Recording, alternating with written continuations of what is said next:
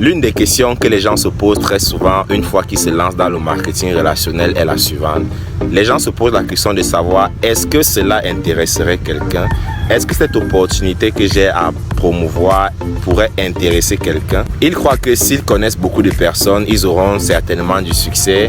Et d'autres par contre se disent que s'ils ne connaissent vraiment pas de gens, s'ils connaissent très peu de personnes, ils ne vont pas réussir dans cette compagnie. À première vue, cela semble vraiment logique, mais je peux vous assurer que cela n'est pas du tout vrai. Et c'est la raison pour laquelle dans cette vidéo, je vais te montrer comment est-ce que toi tu peux faire pour développer ton habilité à pouvoir trouver des prospects. Des études ont révélé qu'il existe 3 catégories de personnes qui évoluent dans l'univers du marketing relationnel, à savoir les poseurs, les amateurs et les professionnels. C'est la raison pour laquelle je t'invite donc à suivre cette vidéo jusqu'à la fin, car dans cette vidéo, je vais t'expliquer quelle différence existe-t-il entre les poseurs, les amateurs et les professionnels que je viens de citer. Mais ce n'est pas tout, je vais également te donner les 4 étapes nécessaires que tu as besoin de suivre pour maîtriser l'art de trouver des prospects ou alors pour maîtriser l'art de la prospection. Alors sans plus tarder, la suite directement après le générique. Comme je l'ai mentionné dans le début de la vidéo, nous avons 3 catégories de personnes qui évoluent dans l'univers du marketing relationnel.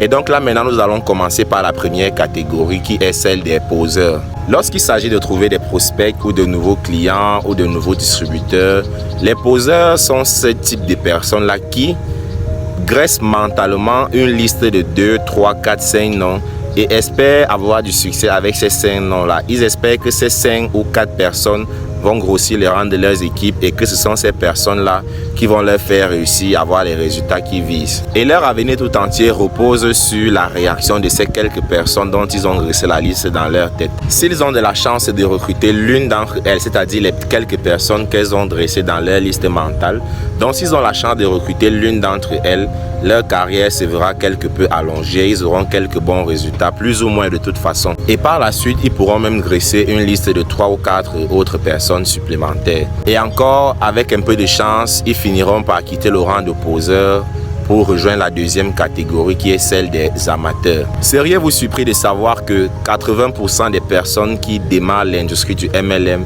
adoptent ou alors démarrent leur activité avec l'attitude du poseur, c'est-à-dire que 8 personnes sur 10 qui rejoignent une compagnie de MLM, ils adoptent l'attitude du poseur, donc ils graissent mentalement une liste de 2, 3 noms et espèrent avoir la réussite, avoir le succès juste sur la base de ces quelques noms qu'ils ont notés dans leur tête.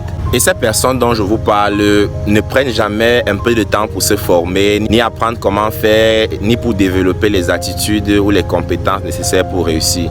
Tout ce qu'ils font, c'est juste de dresser des listes de noms et attendre que la chance se produise. Votre tâche consiste donc à ne pas faire comme eux, mais également à éviter ce piège aux membres de votre équipe. Aidez-les à comprendre vraiment le potentiel de cette affaire dont vous leur parlez, ce que ce business pourra changer dans leur vie.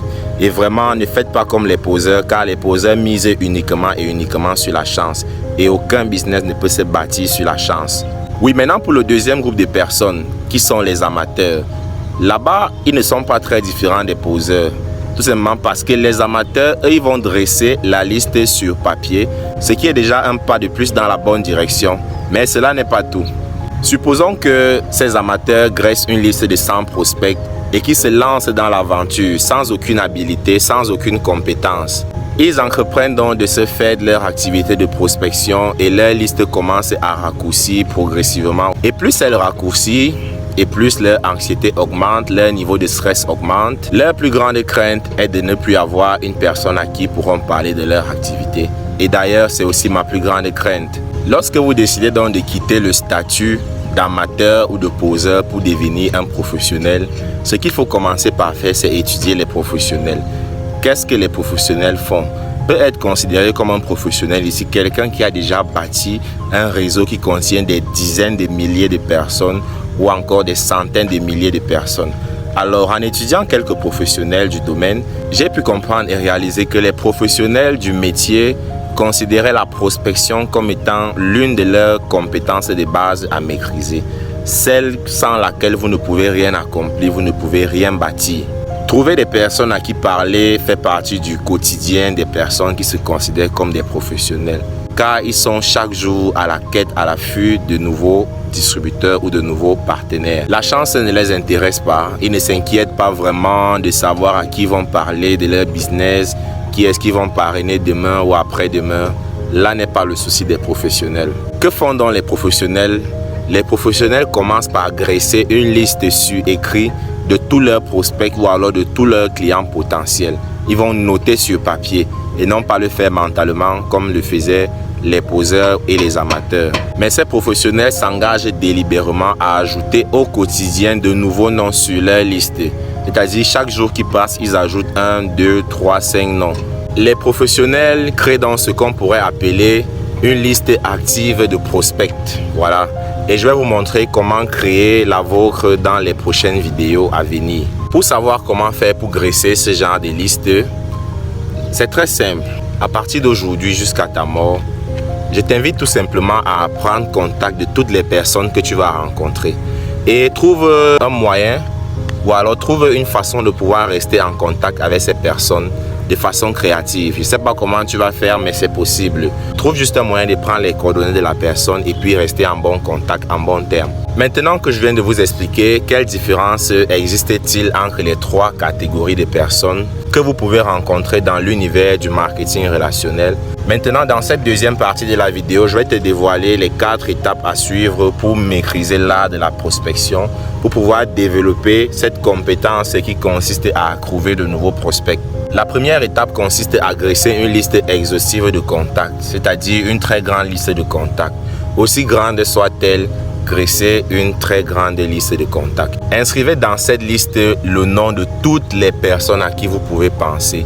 Peu importe qui que ce soit, graissez son nom dans cette liste. Peu importe si dans cette liste vous avez des personnes qui selon vous ne peuvent pas être considérées comme des prospects, le plus important c'est juste de mettre leur nom dans cette liste car ça sera votre base de données que vous allez exploiter au long du processus. Même si la personne vous dit ne pas être intéressée par le marketing relationnel, même si la personne vous dit qu'elle ne fera jamais ce genre de business, mettez d'abord son nom dans cette liste et vous allez voir pourquoi par la suite. Il est très important de graisser tous les noms sur cette liste car vous êtes en train de vous vider l'esprit et vous aurez de la place pour de nouveaux prospects. Lorsque vous notez par exemple le nom de votre neveu, cousin, cousine sur votre liste, regardez toutes les personnes qui sont autour de cette personne-là. Et vous voyez que c'est comme ça que votre champ d'action sera très grand au fur et à mesure que la liste va s'agrandir. Pensez à toutes les entreprises dans lesquelles vous avez déjà travaillé, toutes les organisations, toutes les associations, les réunions, les tontines. Pensez à toutes ces personnes et prenez soin de bien mentionner leur nom dans votre liste. Si vous faites bien cet exercice, votre liste comptera des centaines et des centaines de noms, voire même des milliers. Il n'est pas nécessairement important de parrainer toutes les personnes dont vous allez noter le nom sur votre liste, mais il est important de noter tous ces noms. Et c'est vous-même qui allez décider qui pourra faire partie de votre réseau, qui est-ce que vous allez intégrer dans votre équipe. C'était tout pour l'étape numéro 1. Maintenant, la deuxième étape consiste à examiner votre liste de contacts que vous venez d'établir et de penser aux personnes que connaissent les gens qui sont présents sur cette liste. Il y a de fortes chances que vous connaissiez la majorité de cette personne vous aussi. Pensez aux membres de votre famille, qui connaissent-ils? Pensez à vos amis, qui connaissent-ils? Ajoutez tout simplement les noms de ces personnes dans votre liste. Pensez à toutes les relations que vous avez déjà eues depuis votre vie sur cette terre. Pensez à toutes les personnes que vous avez déjà connues. Ajoutez leurs noms sur cette liste. Ne vous souciez pas de savoir ce que vous allez faire de ces listes ou de ces noms. Notez-les tout simplement d'abord dans votre liste. Continuez simplement à y inscrire des noms au quotidien. Après la deuxième étape que nous venons d'examiner ou que nous venons d'aborder, la troisième étape consiste à étoffer constamment votre liste de prospects ou alors votre liste de contacts. C'est pourquoi les professionnels parlent toujours d'une liste active de contacts ou de prospects. Cette liste ne cesse jamais de s'allonger. Les professionnels, eux, ils se donnent pour objectif d'ajouter au moins 2 à 3 noms au quotidien dans cette liste. Il peut arriver même que vous ne fassiez jamais de prospection auprès de ces personnes que vous avez mentionnées dans votre liste. Mais comme on l'a dit, il est très important de mentionner d'abord leur nom. Premièrement, pourquoi? Parce que ça vous permet de vous vider l'esprit et ça permet de graisser ou d'établir votre réseau sur papier Ça vous laisse également de la place pour de nouveaux prospects, pour de nouveaux distributeurs ou potentiels partenaires. Vous comprendrez rapidement que cette habitude ou alors cette aptitude fondamentale n'est pas très difficile à acquérir. Vous entrez déjà en contact avec des personnes au quotidien, ajoutez-les simplement dans votre liste. Vous faites la connaissance des personnes sur les réseaux sociaux au quotidien chaque jour. Ajoutez simplement ces personnes à votre liste de contacts. Les professionnels du MLM sont tout simplement ces personnes-là qui développent une grande sensibilité et font très attention au monde qui les entoure. La moindre personne avec qui ils entrent en contact, automatiquement le nom de cette personne se retrouve sur leur liste. Les professionnels savent qu'ils feront constamment de nouvelles rencontres. Quant aux amateurs et aux poseurs, ils ne s'en rendent même pas compte. Ils se contentent de passer leur journée en se posant des questions du genre « Qui donc? Est-ce que je vais parrainer quelqu'un aujourd'hui? Comment je vais faire? On a déjà parrainé tout le monde. » Voilà ce qui se balade dans la tête de ces amateurs et de ces poseurs. Et là, je m'en vais vraiment te poser une question. À quel point est-ce qu'il serait difficile pour toi de faire plus attention et d'ajouter ne serait-ce que 2 à 3 noms chaque jour dans ta liste? Est-ce que tu penses que cela est possible? Peux-tu faire cela? Je t'invite vraiment à y penser une deuxième fois. Imagine que tu ajoutes 2 personnes à ta liste chaque jour et que tu le fais 6 fois par semaine. Au bout d'une année, ton réseau aura minimum 600 personnes. Et si tu le fais pendant 5 ans, ta liste de contacts directs comptera plus de 3000 personnes. Écoutez-moi très bien. Je ne vous demande pas de vous jeter sur ces personnes à première vue pour leur présenter votre opportunité d'affaires. Non, c'est pas du tout ce que je suis en train de vous dire. Certains réseauteurs font cette erreur et ce n'est vraiment pas du tout bon. Contentez-vous simplement de les mettre sur votre liste de contacts. Tissez des liens d'amitié, de fraternité. Trouvez une façon créative de rester en contact avec ces personnes. Et puis lorsque le moment sera opportun, lorsque le moment sera propice, vous pourrez donc leur présenter ce que vous avez à offrir. Vous pourrez leur présenter votre opportunité d'affaires ou votre opportunité de business. La 4e étape consiste uniquement à se faire des relations. C'est-à-dire, tissez-vous sciemment des relations au quotidien. Il est difficile de faire vraiment de nouvelles connaissances si l'on reste caché du monde, si l'on reste à la maison.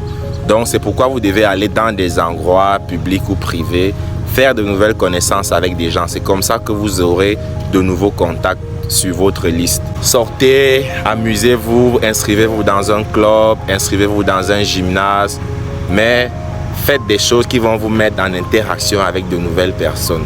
Adonnez-vous à de nouvelles causes, faites du bénévolat, trouvez des endroits ou des organisations où vous pourrez rencontrer des gens, des nouvelles personnes. Cela sera non seulement bénéfique pour votre entreprise, pour votre équipe, pour votre réseau, mais cela vous permettra également de vous faire de nouveaux amis et de nouvelles bonnes connaissances. Donc voilà, nous sommes rendus au terme de cette vidéo. Nous avons parlé des 3 catégories de personnes qui évoluent dans l'univers du marketing relationnel. C'était en première partie. Et dans la deuxième partie, j'ai dévoilé les 4 étapes nécessaires pour pouvoir développer son habilité à pouvoir trouver de nouveaux prospects. Les 4 étapes qui te permettent de pouvoir pratiquer l'art de la prospection et avoir de très bons résultats. Donc de ce fait, je vous donne donc rendez-vous demain pour la vidéo suivante. Demain, nous allons continuer. Vous savez bel et bien que c'est là une série de vidéos qui doit durer environ une semaine, dans lesquelles je vais dévoiler les 7 étapes nécessaires ou alors les 7 compétences nécessaires pour réussir dans le marketing relationnel de l'homme riche.